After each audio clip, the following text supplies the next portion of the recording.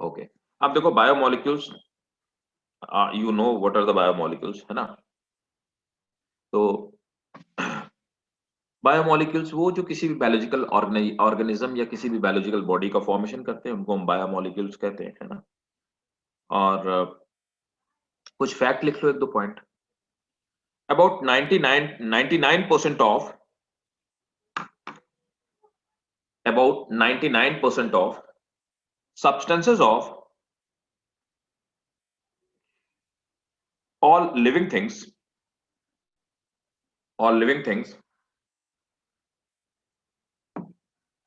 are made up of hydrogen, oxygen, carbon and nitrogen. ज्यादा point भी repeat कर दीजिए। About 99% of substance of all living things are made up of four elements, namely hydrogen, oxygen, carbon and nitrogen. Cell composition क्या है?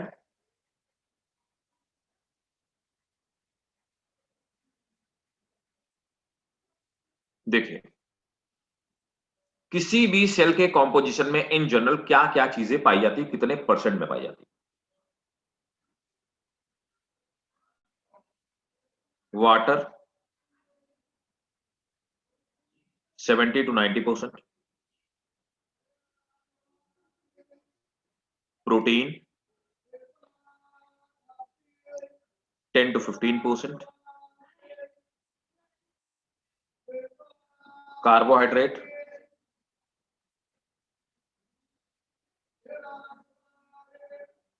3%, lipid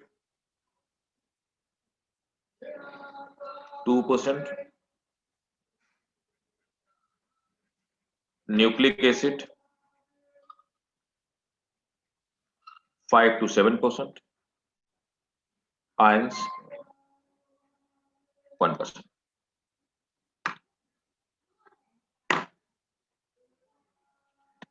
ये किसी cell का composition है जनरली। अब देखो,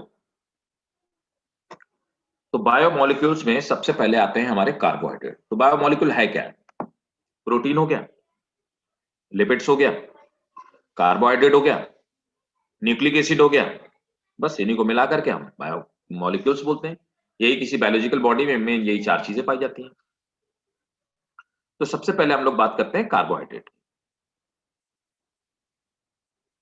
सो what are the carbohydrates? Carbohydrates क्या होते हैं भाई? तो नोट कर लो भाई। They are compound of carbon, hydrogen and oxygen having hydrogen and oxygen in the ratio of 2:1. Having hydrogen and oxygen in the ratio of 2:1, like water.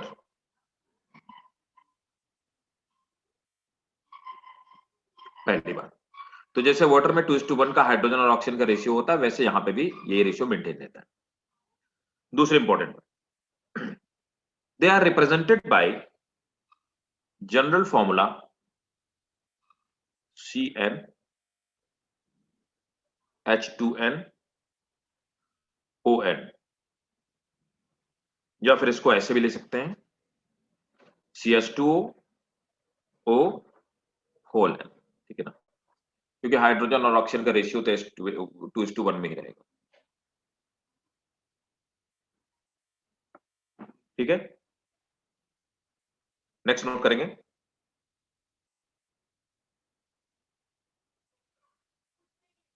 Technically we can say they are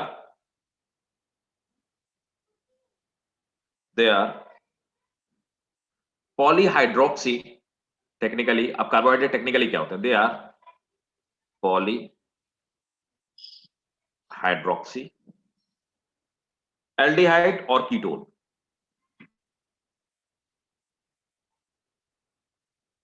और ketone. तो कुल मिलाकर के या तो aldehyde होंगे या ketone होंगे। ठीक है, नेक्स्ट। अब हम कार्बोहाइड्रेट्स को दो पार्ट में डिवाइड कर सकते हैं। वी कैन से कार्बोहाइड्रेट दो तरह के हो सकते हैं। अब वो कौन कौन से कार्बोहाइड्रेट हो सकते हैं? कार्बोहाइड्रेट को एक तो हम बोलते हैं रिड्यूसिंग शुगर, दूसरी नॉन रिड्यूसिंग शुगर। ठीक है, तो we call them reducing sugar and non reducing sugar. तो कार्बोहाइड्रेट को हम दो पार्ट में डिवाइड करते हैं, रिड्यूसिंग शुगर और नॉन रिड्यूसिंग शुगर। ठीक है ना? अब रिड्यूसिंग शुगर वो होते हैं जिनमें या तो एल्डिहाइड, फ्री एल्डिहाइड ग्रुप होता है, तो नोट करेंगे इसमें होगा, ऐसे ही नोट कर लो आप, फ्री एल्डिहाइड ग्रुप मतलब CHO, और या फिर क्या होगा, और कीटो ग्रुप। कीटो आपको पता है, ठीक है। तो या तो इसमें फ्री एल्डिहाइड ग्रुप होगा या कीटो ग्रुप होगा। दूसरी खास बात क्या होती है, ये इनमें ये रिड्यूस कर सकते हैं कॉपर की प्रेजेंस में, है ना। तो एक चीज और लिख सकते हैं, they can reduce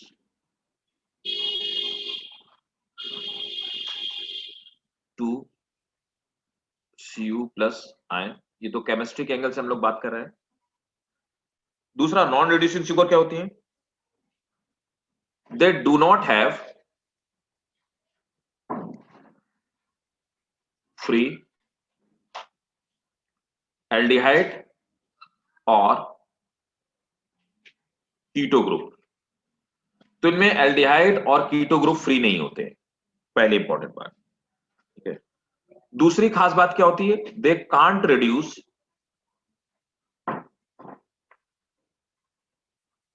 Cu plus ions. तो ये कॉपर आयन में रिड्यूस नहीं हो सकते। तो इस तरह से केमिस्ट्री के एंगल से हम शुगर को दो पार्ट में डिवाइड करते हैं। But it is not that much important. हमारे लिए इंपॉर्टेंट क्या है कि मोनोसैकेराइड क्या होते हैं, जो क्वेश्चंस आपसे नॉर्मली कई बार पूछे जाते हैं इफ आस्क। हालांकि इसका रिलेवेंट बहुत ज्यादा नीट के लिए नहीं है, क्योंकि बहुत सारा एरिया केमिस्ट्री में कवर हो जाता है, इसलिए नीट में इसे क्वेश्चन ना पूछे जाने का रीजन ये होता है। ठीक है? क्योंकि आप ऑर्गेनिक केमिस्ट्री में बहुत सारी चीजें कवर कर लेते हैं, मैक्सिमम चीजें कवर कर लेते हैं। तो अब क्या है कि कार्बोहाइड्रेट्स का जो मोनोमर होता है वो उसका मोनोमर क्या है, इसकी सबसे स्मॉलेस्ट यूनिट क्या है। बायोलॉजिकली बात करते हैं तो कार्बोहाइड्रेट का जो मोनोमर होता है वो क्या है, ग्लूकोज। तो ग्लूकोज सबसे छोटी यूनिट है और ग्लूकोज कार्बोहाइड्रेट का मोनोमर है। ठीक है, अब कार्बोहाइड्रेट को हम इनके यूनिट्स के बेसिस पे या इनकी कॉम्प्लेक्सिटी के बेसिस पे डिवाइड करते हैं, मोनोसैकेराइड, ओलिगोसैकेराइड एंड पॉलीसैकेराइड। ठीक है, अब देखो मोनोसैकेराइड, ओलिगोसैकेराइड और पॉलीसैकेराइड क्या क्या चीजें होती हैं, देखिए तो नोट करेंगे। Carbohydrate can be divided into or can be classified into three categories. First, monosaccharide.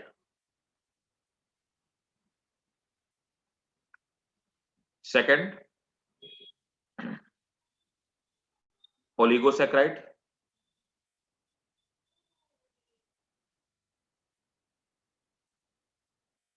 And third, polysaccharide.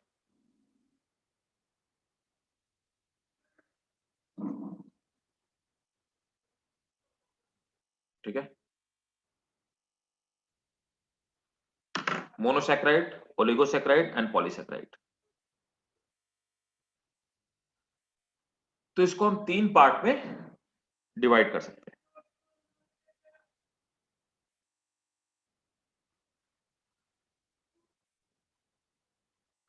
Monosaccharide, oligosaccharide and polysaccharide, हम 3 पार्ट में डिवाइड करते हैं। तो सबसे पहले बात सेक्राइड की, ठीक है ना? तो नोट करेंगे मोनोसेक्राइड फर्स्ट।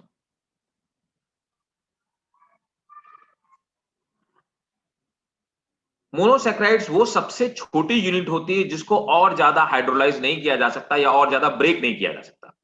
अगर उसको और ज्यादा ब्रेक किया जाएगा तो वो अपने एटम्स में ब्रेक हो जाएगी, बल्कि कार्बोहाइड्रेट वो नहीं रहेगी, कुछ और हो जाएगी। ठीक है, तो नोट करेंगे simplest carbohydrate that cannot be hydrolyzed further, that cannot be hydrolyzed further into a smaller unit, that cannot be hydrolyzed further into a smaller unit.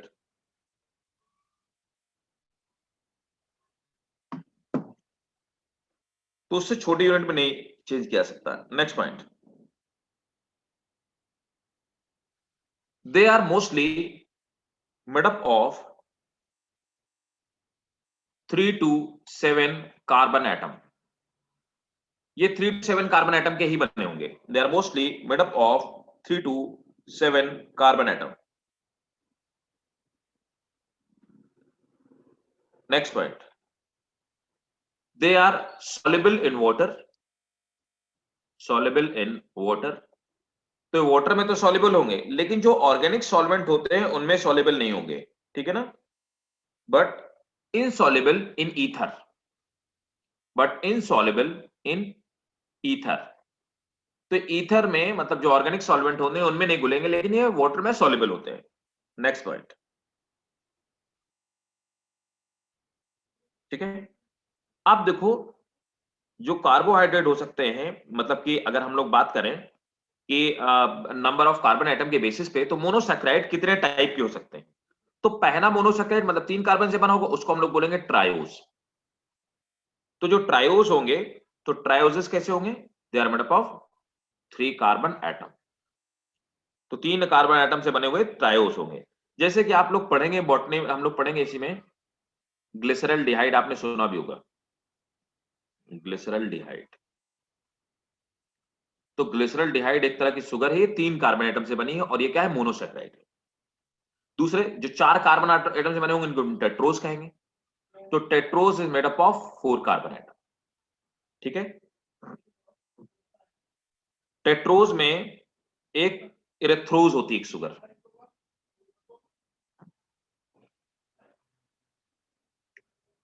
इरेथ्रोज तो एक तरह की टेट्रोज शुगर है, मतलब ये मोनोसैक्राइड है। अब इसी तरह से पेंटोज शुगर वो होती हैं, हम लोग अभी तुरंत पढ़ेंगे, जो 5 कार्बन एटम बनी होते हैं जिनसे डीएनए और आरएनए बना होता है, जैसे ribose sugar, ribose and deoxyribose, deoxyribose, ये सब मोनोसैक्राइड्स है और ये डीएनए को बनाने का काम करती है। एक तरह की पेंटोज शुगर है और एक तरह की मोनोसैक्राइड्स है। दूसरे आते हैं हेक्सोज। हेक्सोज वो है नॉर्मली जो हम लोग 6 कार्बन एटम से बनी होती है, जिनको हम लोग खाते हैं नॉर्मली, जो शुगर्स होती है, जैसे ग्लूकोज हो गया। तो ग्लूकोज एक तरह का मोनोसैक्राइड है और मोनोसैक्राइड में भी क्या है? ये हेक्सोज है। 7 तो जो 7 कार्बन वाला 5 to 7 carbon atom, 7 carbon atom लिख लो।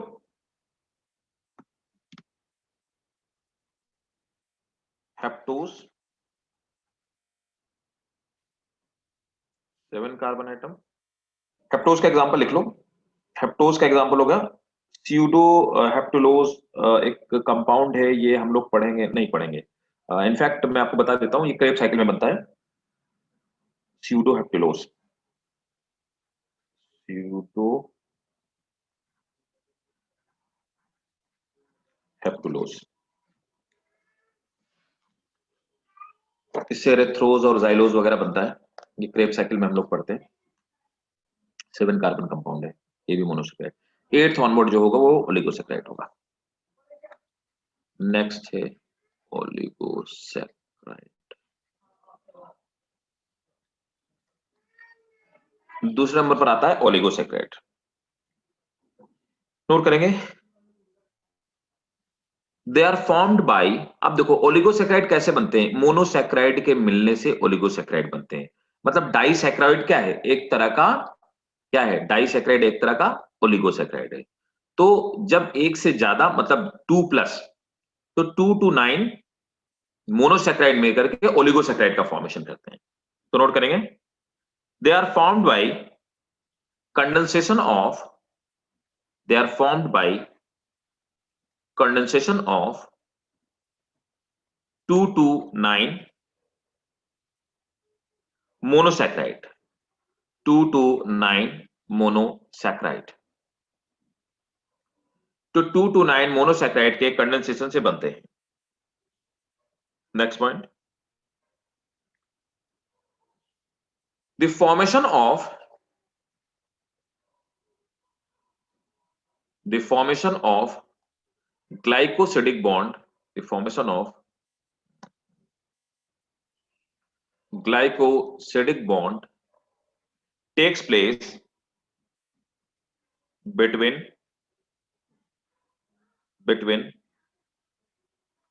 two monosaccharide. The formation of glycosidic bond takes place between two monosaccharide and liberation of a water molecule, liberation of a water molecule takes place during this bond formation। ठीक है, तो देखो मैं आपको बता रहा था कि ग्लाइकोसिडिक बॉन्ड का फॉर्मेशन होता है जब, तो देखो जब भी ग्लाइकोसिडिक बॉन्ड दो शुगर के मॉलिक्यूल्स के बीच में, हमेशा जब दो शुगर के मॉलिक्यूल जुड़ेंगे तो उनके बीच में, जैसे एक ग्लूकोज हो गया और दूसरा भी ग्लूकोज हो गया, तो ग्लूकोज ग्लूकोज मिलकर सुक्रोज बनाएंगे। तो यहां पर दोनों के बीच में जो बॉन्ड बनेगा ये होगा ग्लाइकोसिडिक बॉन्ड। अब जब भी ग्लाइकोसिडिक बॉन्ड बनेगा तो ग्लाइकोसिडिक बॉन्ड बनने से क्या होगा, यहां पे तय है कि एक वाटर का मॉलिक्यूल निकलेगा। अब देखो मैं आपको ग्लाइकोसिडिक बॉन्ड का स्ट्रक्चर दिखाता हूं, ये जरूरी है आपके लिए। देखो ये ग्लाइकोसिडिक बॉन्ड है, ये आपको इवन याद रखना पड़ेगा क्योंकि आपको हेल्प करेगा जेनेटिक्स जब हम लोग पढ़ेंगे ना, 12th क्लास में जब हम लोग जेनेटिक्स पढ़ेंगे तो 12th क्लास में हमें जेनेटिक्स में भी हेल्प करेगा। देखिए देखो यहाँ पे ग्लाइकोसिडिक बॉन्ड जब बन रहा है तो ये एक मोनोसैकेराइड है और एक मोनोसैकेराइड है, मोनोसैकेराइड है ना, तो ठीक है। और यहाँ पर डाइसैकेराइड का फॉर्मेशन हो रहा है, माल्टोज डाइसैकेराइड का, ठीक है ना, है। तो देखो यहाँ पर क्या है, ये एक हेक्सोज शुगर है, 6 कार्बन से बनी हुई है, 6 कार्बन से बनी हुई शुगर है ना, 1 2 3 4 5 एंड 6, तो 6 कार्बन से बनी हुई। यहाँ पर आप देखो कि एक हाइड्रोक्सिल ग्रुप है और एक यहाँ पे एक हाइड्रोक्सिल ग्रुप, ऊपर हाइड्रोजन ग्रुप है। होता क्या है कि जब हम इसका कंडेंसेशन करते हैं तो आप देख पा रहे होंगे एक वाटर का मॉलिक्यूल यहां से निकल जाता है, दिस इज परफेक्ट रिएक्शन, है ना। अब क्या होता है, यहां से देखो एक H2O निकल गया, तो H2O ये एक हाइड्रोक्सिल हो गया और एक हाइड्रोजन हो गया। ये हाइड्रोक्सिल हाइड्रोजन किसी का भी हो सकता है, इसका भी हो सकता है, उसका भी हो सकता है, ठीक है, ये उल्टा भी हो सकता है। अब यहाँ पे बीच में एक ऑक्सीजन बचा, तो यहाँ पे एक ग्लाइकोसिडिक बॉन्ड का फॉर्मेशन हो गया और एक वाटर मॉलिक्यूल निकल गया। तो क्या होगा, जब भी आप कंडेंसेशन करेंगे तो क्या होगा, हाइड्रोलिसिस होगा, है ना, सॉरी डिहाइड्रेशन होगा। जब भी आप कंडेंसेशन करेंगे तो डिहाइड्रेशन होगा, वाटर का मॉलिक्यूल निकल जाएगा एक और यहां पर ग्लाइकोसिडिक बॉन्ड बन जाएगा। दोबारा जब आप शुगर की हाइड्रोलिसिस करेंगे, इसको वाटर प्रोवाइड कराएंगे, तो वाटर का मॉलिक्यूल लेगा और फिर से अपने मोनोमर में ब्रेक हो जाएगा। तो ये एक तरह की रिवर्सिबल रिएक्शन है। इस रिएक्शन को आप नोट कर लीजिए और ये बॉन्ड आप नोट कर लीजिए, डाइसैकेराइड। अब देखिए यहां पर ये एग्जाम्पल डाइसैकेराइड के, जैसे कुछ एग्जाम्पल नोट कर लीजिए जो पॉपुलर एग्जाम्पल हैं, जो इनफैक्ट पूछ लिए जाते हैं। सुक्रोज एक डाइसैकेराइड है ना, जिसको कि हम लोग केन शुगर के नाम से जानते हैं, जो हम लोग खाते हैं। तो हम आप एक्चुअली डाइसैकेराइड खाते हैं जो मीठा होता है, सुक्रोज। दूसरा होता है माल्टोज। माल्टोज मेनली माल्ट्स में पाया जाता है, जैसे कई सारे फ्रूट्स में पाया जाता है, तो वो हम लोग खाते हैं। लैक्टोज जो मिल्क में पाया जाता है, लैक्टोज ये पाया जाता है मिल्क में, है ना। माल्टोज आपका पाया जाता है फ्रूट्स में।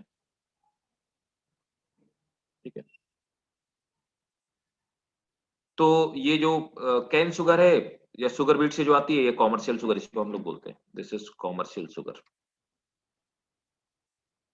ठीक है, तो ये हो गए हमारे एग्जाम्पल किसके, इसके डाइसैकेराइड के, है ना। अब हम लोग बात करते हैं पॉलीसैकेराइड की। तो पॉलीसैकेराइड या इन्हीं को हम लोग ग्लाइकन्स के नाम से आते हैं। तो what are the polysaccharide and glycan. ये बॉन्ड तो इजी है, समझ में आ गया होगा। अब देखिए, नेक्स्ट आप लोग हेडिंग डालेंगे पॉलीसैकेराइड। अब आते हैं पॉलीसैकेराइड। अब देखिए पॉलीसैकेराइड्स क्या होते हैं, नोट करेंगे। दे आर पॉलीमर्स और चेन ऑफ मोनोसैकेराइड। जनरली तो अभी क्या था, 2 to 9 मोनोसैकेराइड मिलकर के बना रहे थे ओलिगोसैकेराइड। 9 के ऊपर वाले जितने होंगे, 9 प्लस वाले, वो सब आ जाएंगे किस, पॉलीसैकेराइड में। Generally made up of more than generally made up of more than 9 generally made up of more than 9 polysaccharide। Next point note करो भाई, दे आर लीनियर और branched chain. They are linear और branched chain.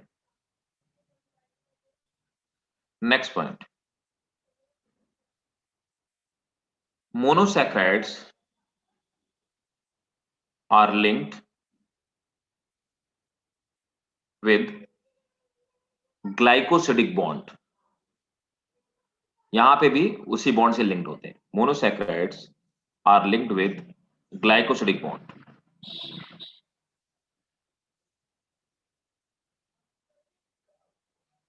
Next point, polysaccharides is a reducing sugar।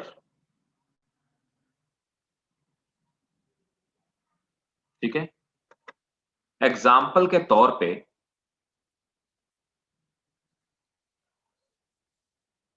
Starch. ठीक है, तो starch क्या होता है, इट्स अ पॉलीसैकेराइड। ठीक है, और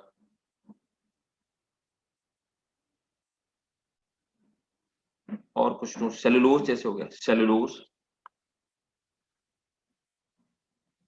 सेलुलोज है ना, स्टार्च हो गया, सेलुलोज हो गया। सेलुलोज भी एक तरह से पॉलीसैकेराइड है ना। काइटिन हो गया, काइटिन भी एक तरह का पॉलीसैकेराइड है ना। तो ये सब पॉलीसैकेराइड थे। ठीक, ये थे हमारे कार्बोहाइड्रेट्स। अब नेक्स्ट हम लोग हेडिंग डालेंगे प्रोटीन। अब प्रोटीन्स क्या होते हैं, ठीक है, तो नोट करेंगे।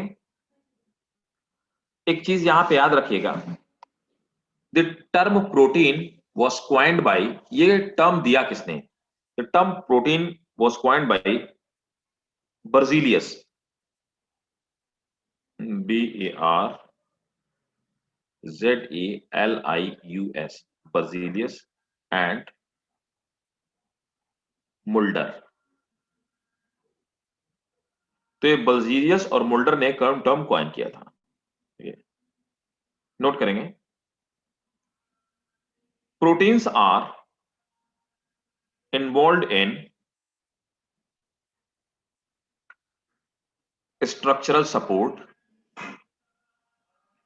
structural support, storage and storage, metabolism, etc. They are made up of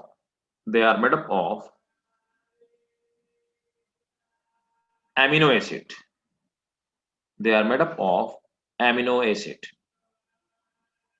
तो जो प्रोटीन्स होते हैं वो एमिनो एसिड से मिलकर के बने हुए होते हैं। आप देखो मतलब कि इसकी जो यूनिट होती है वो एमिनो एसिड होती है। आप देखो एमिनो एसिड में जो बॉन्ड पाए जाते हैं, दो एमिनो एसिड के बीच में पेप्टाइड बॉन्ड्स पाए जाते हैं। तो मैं आपको पेप्टाइड बॉन्ड पहले दिखाता हूं कि दो एमिनो एसिड पेप्टाइड बॉन्ड से कैसे एक दूसरे से जुड़े हुए होते हैं। ये रहा पेप्टाइड बॉन्ड, है ना। तो देखो जो एमिनो एसिड होता है, एमिनो एसिड क्या होता है, ये कार्बन एक तरफ, एमिनो एसिड का फॉर्मूला है, ये एल्किल ग्रुप हो गया आपका, ठीक है, और एक तरफ आपका एमाइड ग्रुप हो गया, एक तरफ आपका कार्बोक्सिलिक ग्रुप हो गया, और ये हो गया हाइड्रोजन। इस तरह से नॉर्मली एमिनो एसिड का फॉर्मूला होता है ना, ये एमिनो एसिड है। अब देखो यहां पर क्या है कि दो एमिनो, तो बहुत सारे एमिनो एसिड मिलकर के, तो हम इसीलिए बोलते हैं कि प्रोटीन क्या होता है, प्रोटीन को हम लोग कहते हैं पॉलीपेप्टाइड चेन। दोनों एक दूसरे के एक तरह से सिनोनिम्स हैं, पॉलीपेप्टाइड चेन। तो प्रोटीन कुछ नहीं है, पॉलीपेप्टाइड की एक चेन है जो फोल्डेड चेन है, मुड़ी हुई है।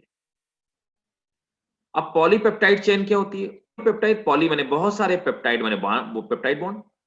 तो क्या होता है, बहुत सारे एमिनो एसिड होते हैं, वो एमिनो एसिड एक चेन में होते हैं, और एमिनो एसिड के बीच में दो एमिनो एसिड के, तो ये एक एमिनो एसिड हो गया, दूसरा एमिनो एसिड हो गया, तीसरा, चौथा, पांचवा, तो इनके बीच में पेप्टाइड बॉन्ड होता है ना, this is peptide bond.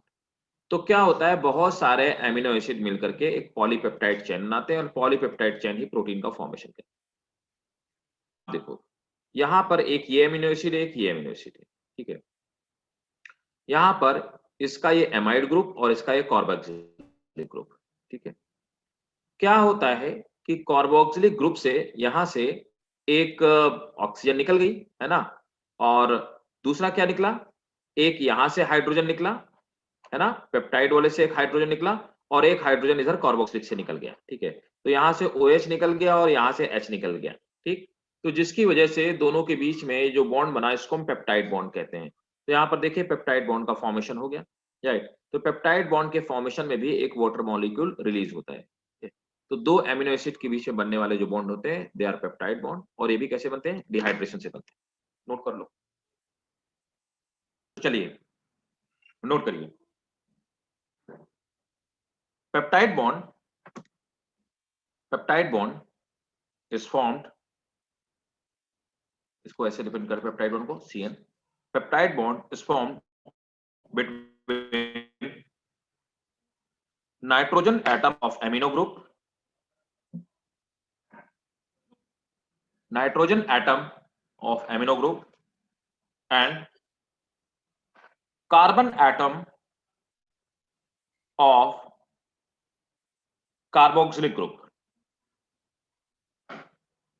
carbon atom of carboxylic group, full stop।